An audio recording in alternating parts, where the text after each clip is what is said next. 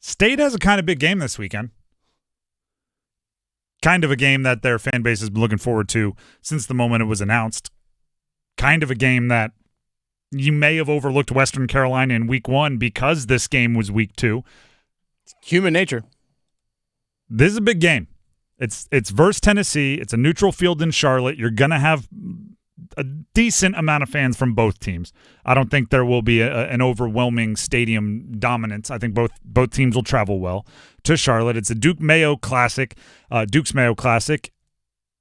impacts NC State in a lot of ways, the outcome of this game.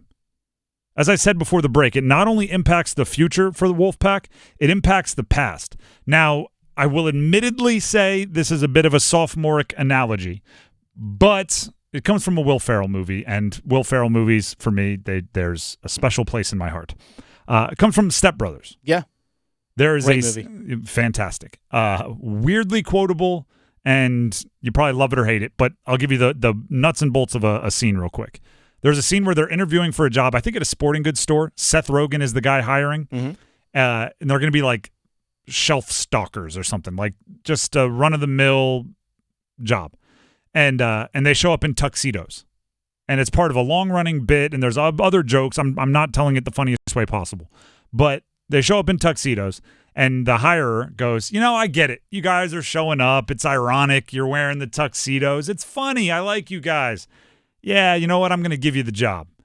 And then John C. Reilly's character decides to, or doesn't decide to, by choice or not, passes wind in an extended form. He farts, man. Lasts like 25 seconds. And it's awkward and it's loud and it's a comedy. It's a sophomoric comedy. And the hirer suddenly then goes like, oh man. No, you know what? Now the tuxedos they seem weird. Oh man. You can taste it. I think I can taste it. You guys are freaks. Get out of here. I'm not giving you the job.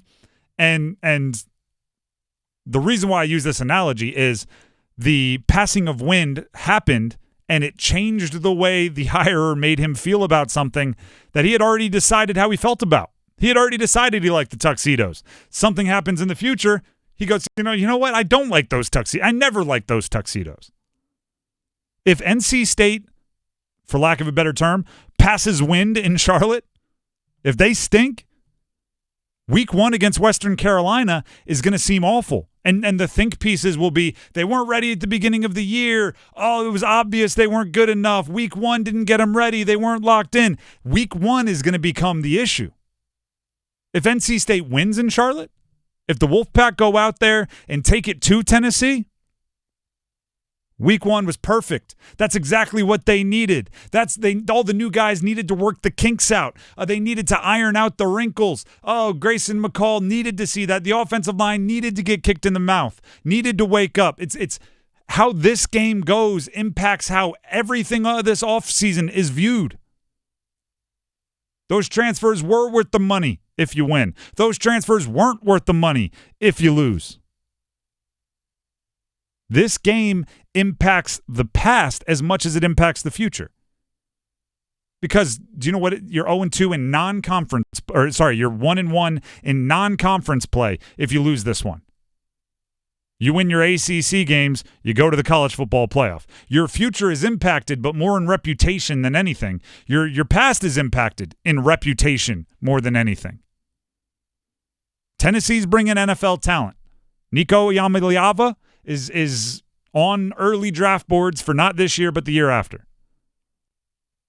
James Pierce, near the top of most draft boards as an edge rusher. If he was 15 pounds heavier, he'd be in the mix for the number 1 overall pick. He's an edge rusher from North Carolina. The Charlotte guy, actually. Chambers High School. Playing it at home. He'll probably want to make it memorable for all of his high school buddies in the stands. Oh, yeah. Brew McCoy is a guy who has lived a very modern college football life. I think he's played for like 17 different blue blood programs. He's going to be an NFL wide receiver. Like, Tennessee is bringing NFL talent, but I'm going to say this, NC State does too. Casey Concepcion, if he keeps playing like he's playing, will be drafted as high as anybody at the wide receiver position. Anthony Belton, I'd say At worst, day 2 pick right now at left tackle. Davin Van, I just saw Mel Kiper has him as the 10th best defensive end in the upcoming draft. He put out his early rankings. Davin Van's on that list. I think this is a bit of like the trenches. After watching the Western Carolina game, I think the trenches are an advantage, meaning offense and defensive line are an advantage for Tennessee. But NC State should have a chance to make up that difference on the outside. I really like Cisse, and I really like Aiden White at the corners for NC State, and I really like the pass catchers for NC State. So if you're losing the fight up front, try to make it up on the edges. Turnovers. An interception or two goes a long way.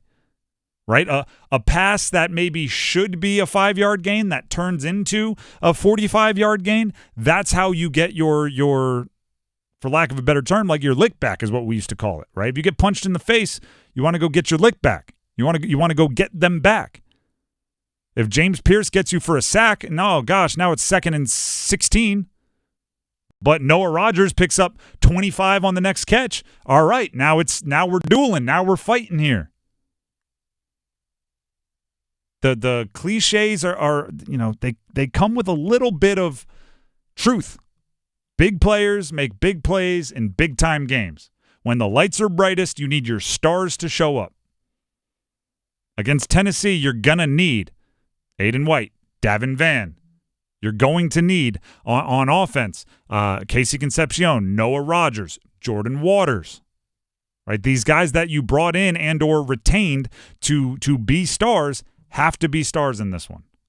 And if it works, that Western Carolina game, how fun was that? Remember when they were tied at half? That's exactly what they needed. That's just what the doctor ordered.